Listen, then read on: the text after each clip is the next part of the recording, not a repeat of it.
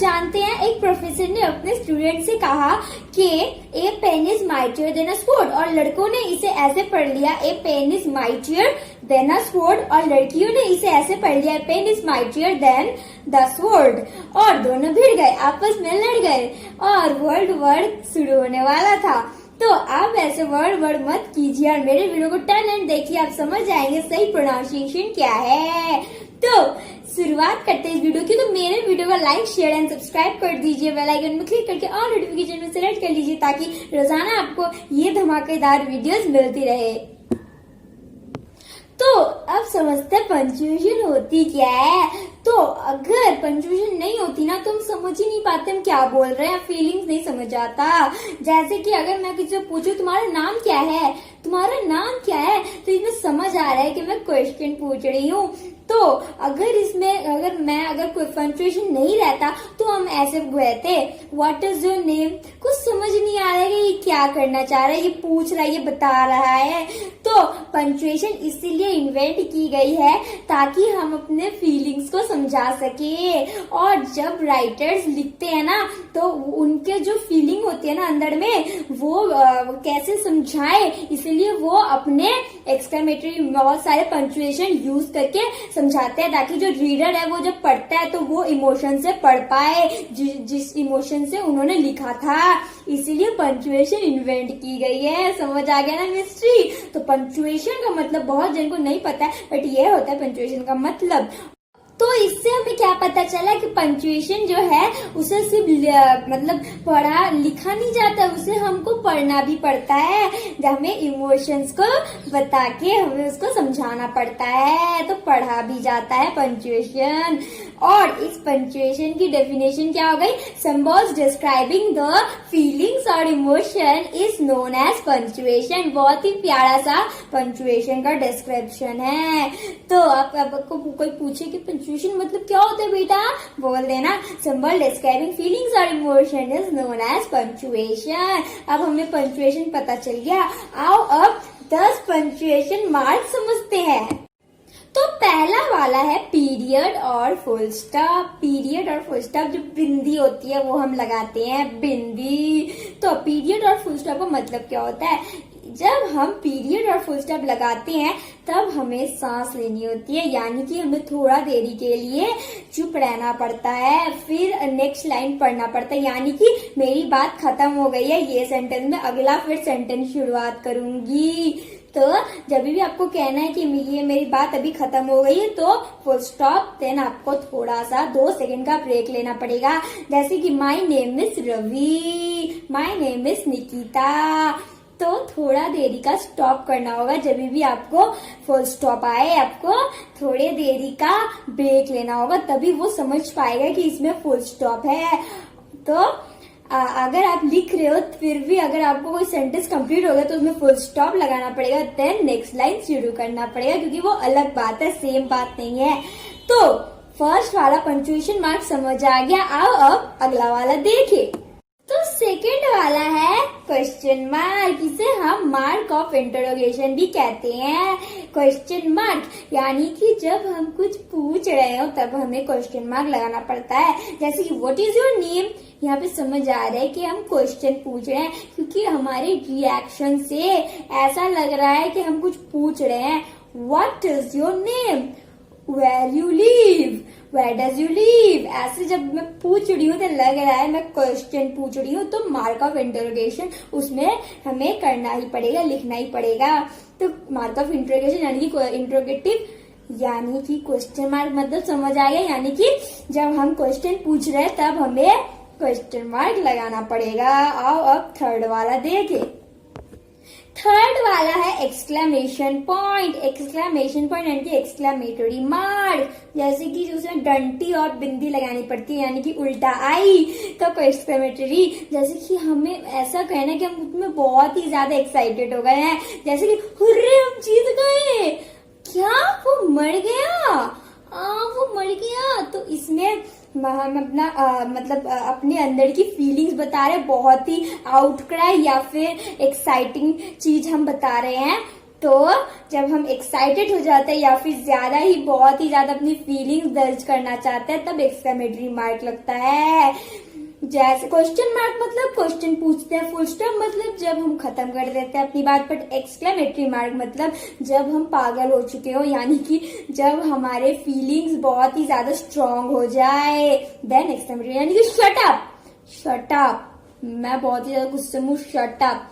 और भी Bravo, we वोन, ऐसा। तो जब भी आपको अपनी स्ट्रॉन्ग फीलिंग्स दर्ज करनी हो तब आपको एक्सक्लेमेटरी मार्क लगाना पड़ेगा। आओ अब फिफ्थ वाला देखें। तो फिफ्थ वाला है कॉमा। कॉमा, इसमें आप बहुत ही ज्यादा कंफ्यूज हो जाते हैं, बट कंफ्यूज मत होइए, मैं हूं ना। तो कॉमा का मतलब क्या होता है? कॉमा का मतलब होता है यानी कि जिसमें हम थोड़ा सा रुकेंगे, एक सेकेंड, फुल स्टॉप में भी तो रुकना था, कंफ्यूज हो मत हो, ये मैं हूं। तो जब भी आप फुल स्टॉप मत बैठाएंगे तब आपको 2 सेकंड के लिए रुकना पड़ेगा, मतलब 2 सेकंड नहीं, मतलब कुछ टाइम के लिए रुकना होगा। बट आप जब कॉमा में मतलब अब रुकेंगे ना, तब आप जितना फुल स्टॉप में रुके थे उसका आपको आधा स्टॉप करना होगा, यानी कि आधा रुकना पड़ेगा। फॉर एग्जाम्पल, मैंने फुल स्टॉप में 2 सेकंड के लिए रुकी थी, तो कॉमा में मैं 1 सेकंड के लिए रुकूंगी, यानी कि आधा। जैसे कि थैंक्स फॉर योर हेल्प पूजा, तो थोड़े देरी के लिए मैं रुकी, बट फुल स्टॉप में मुझे ज्यादा देर के लिए रुकना पड़ेगा। जैसे कि I live in Karnataka, this is my home town, ऐसे। तो कॉमा के लिए आपको आधा रुकना पड़ेगा। और ये जब हम यूज करते, जब हमको सेपरेट करना होगा आइडियाज और एलिमेंट, जब हम सेपरेट करते हैं, जैसे कि I went to Delhi and I went to New Delhi, I went to Karnataka, 2 जगह मैंने गई, तो मैं थोड़ी देर के लिए रुकी, I went to Delhi comma and I went to Karnataka. अब ये सोच रही हो कि एंड के पहले कॉमा क्यों है? 1 सेकंड रुक जाओ, मैं सब बताती हूँ। तो जब आपको थोड़े देर मतलब सेपरेशन ऑफ आइडियाज करना है तब कॉमा लगाना पड़ेगा। अब ये बच्चे वाली बातें सारी हो गई, अब हम बड़े बन रहे हैं, अब हमें बड़ी वाली बातें भी जाननी है।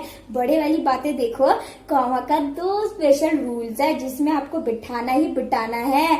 वो है, फर्स्ट वाला रूल है use comma before any coordinating conjunction. अब बताओ कोऑर्डिनेटिंग कंजंक्शन क्या है, मैं बताती हूँ। कोऑर्डिनेटिंग कंजंक्शन है जो 2 सेंटेंस को एक साथ जोड़ देते हैं, यानी कि एंड, बट, और, बिकॉज, सो, ब्ला ब्ला ब्ला।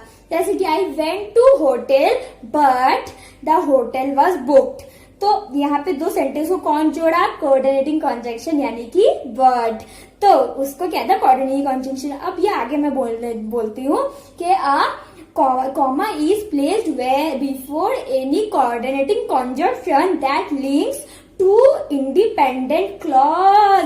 अब क्लॉज क्या है, इंडिपेंडेंट क्लॉज क्या है, सब बताती हूँ। क्लॉज मतलब होता है जो एक ग्रुप ऑफ वर्ड्स जिसमें सब्जेक्ट और वर्ब होगा ही होगा, जैसे कि she knew, she subject, new verb, तो ये हमारा क्लॉज है। फ्रेज क्या था? जो ऐसे ही वर्ड्स, बट उसमें कोई सब्जेक्ट वर्ब नहीं था, बट इसमें क्लॉज में सब्जेक्ट और वर्ब होना ही होना है, इंडिपेंडेंट क्लॉज। अब क्लॉज 2 तरह के होते हैं, इंडिपेंडेंट क्लॉज और डिपेंडेंट क्लॉज। इंडिपेंडेंट क्लॉज का मतलब होता है कि जो सेंटेंस में आपको पूरा ही मतलब समझ में आ जाए, यानी कि ये सेंटेंस में आपको पूरा समझ में आ जाए, अगले सेंटेंस की जरूरत ही नहीं है। जैसे कि आई वेंट टू दिल्ली, ये पूरा का एक सेंटेंस है, अगर आप नेक्स्ट वाला सेंटेंस मत बिठाओ फिर भी इसका मतलब समझ में आता है, तो ये इंडिपेंडेंट क्लॉज है। और एक sentence when I went to Delhi, अब देखिए when I went to Delhi, ये तो कोई सेंटेंस नहीं समझ आ रहा है, अगर मैं इसको अकेले छोड़ दूं और नेक्स्ट वाला सेंटेंस मत बोलूं तो इसका कोई मतलब ही नहीं आता है। जैसे कि when I went to Delhi I saw many parks, but अगर आई सॉ मेनी पार्क्स में हटा दूं तो इसका कोई मतलब ही नहीं होता है, when I went to Delhi. तो ये हो गया डिपेंडेंट क्लॉज, समझ आ गया? इंडिपेंडेंट, डिपेंडेंट, इंडिपेंडेंट मतलब जो अपने में इंडिपेंडेंट है, अपने में ही निर्भर है, डिपेंडेंट यानी कि दूसरे में निर्भर है, अपना नहीं है उसका कुछ, समझ आ गया? अब देखिए कॉमा का रूल। तो अगर 2 इंडिपेंडेंट क्लॉज है, जैसे कि I went to Delhi and I went to Karnataka, ये तो इंडिपेंडेंट क्लॉज है और इन दोनों को लिंक किया है एक कोऑर्डिनेटिंग कंजंक्शन ने जो है एंड।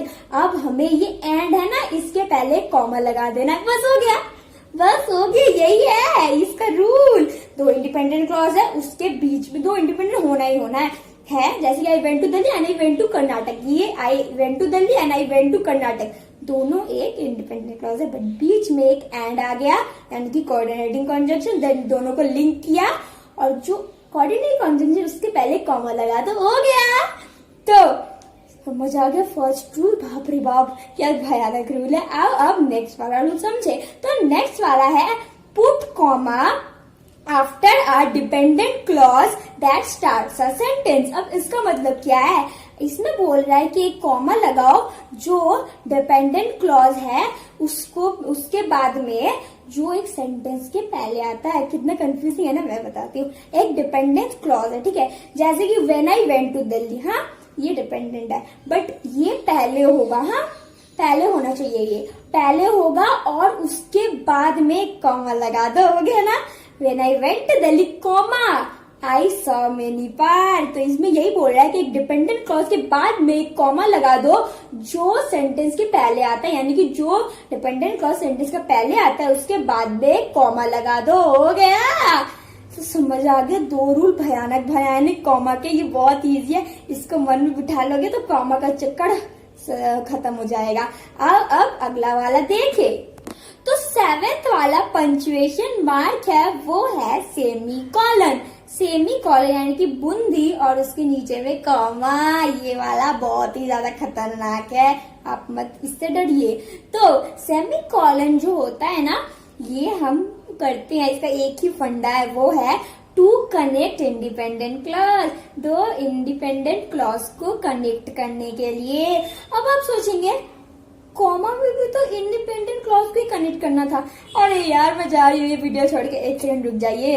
ये जो है ना, इससे हम कनेक्ट करते हैं दो इंडिपेंडेंट क्लॉज बट बीच में कोऑर्डिनेटिंग कंजंक्शन नहीं आएगा। समझ आ गया ना, बहुत इजी है।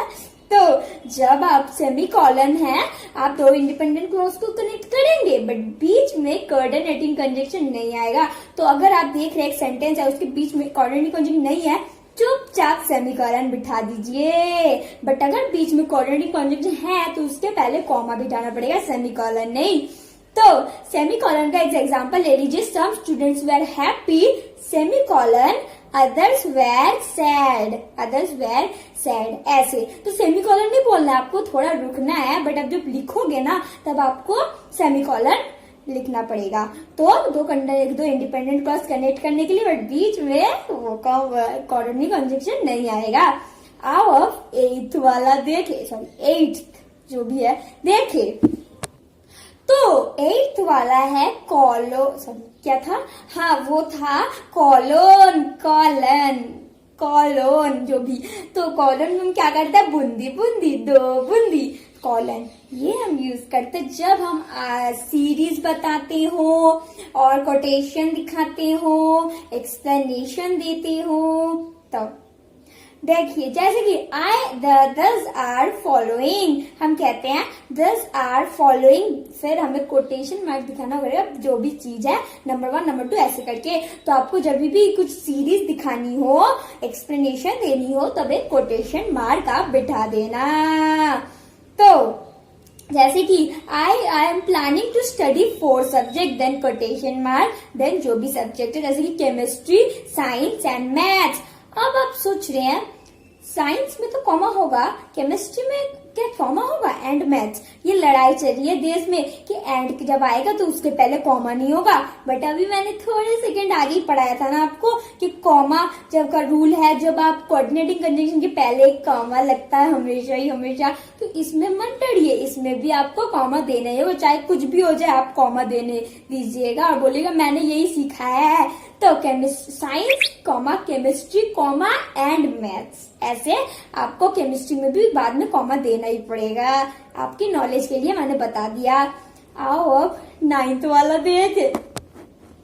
तो 9th वाला है डैश और हाइफन, डैश और हाइफन। ये जो बड़ा वाला डैश होता है ना वो और हाइफन यानी कि छोटा वाला डैश, यानी कि हम हाइफन देते हैं बीच में। तो हम सब, मैं आपको सबका मतलब बता दूं।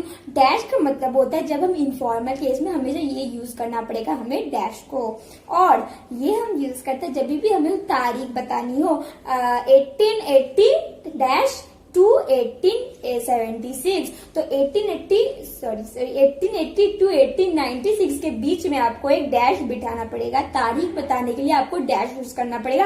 और ये डैश दो प्रकार के होते हैं।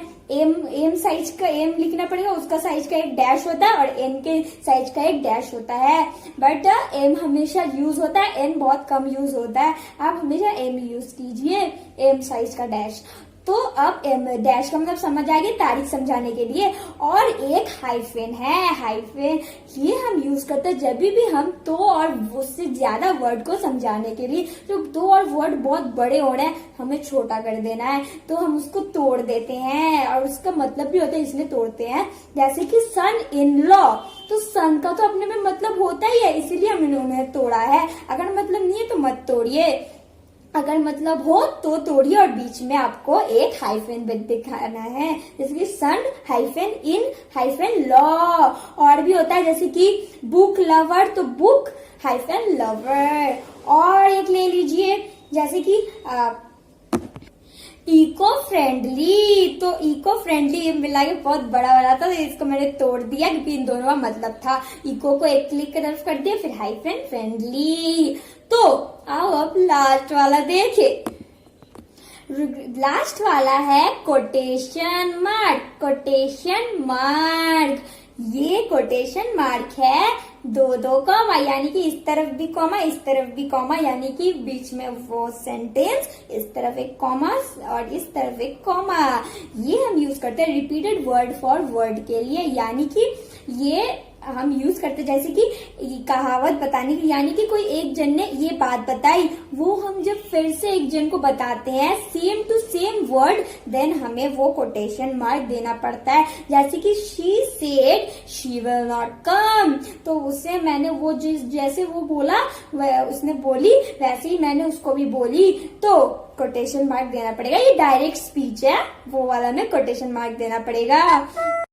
जो तो एक देख लीजिए, जैसे कहावत हम बताते हैं ना, जैसे कि उन्होंने कहा, गांधी जी ने कहा था, यदि तो दक्षिण ने क्यों नाचे, तो पूरा क्यों गाना गा रही हूँ, फिर भी जब हम कहते हैं इसको, तो Gandhi ji said comma, Gandhi ji said के बाद में कॉमा दे दीजिए क्योंकि हम रुकते हैं ना, तो कॉमा, देन जो भी गांधी जी ने बोला उसको एक कोटेशन मार्क में आपको लिखना पड़ेगा। तो समझ आएगा कोटेशन मार्क यानी कि कहावत बताने के लिए, या फिर जो भी उसने कहा वो जब उसको वर्ड टू वर्ड किसी को बताते हैं, देन कोटेशन मार्क। समझ आ गया? तो खत्म हो गया सारे। कितने ज्यादा ये punctuation. So that's it for this video. I will be right back with my new video. Till then, take care and bye bye. और मेरे वीडियो को एक लाइक देके जाना।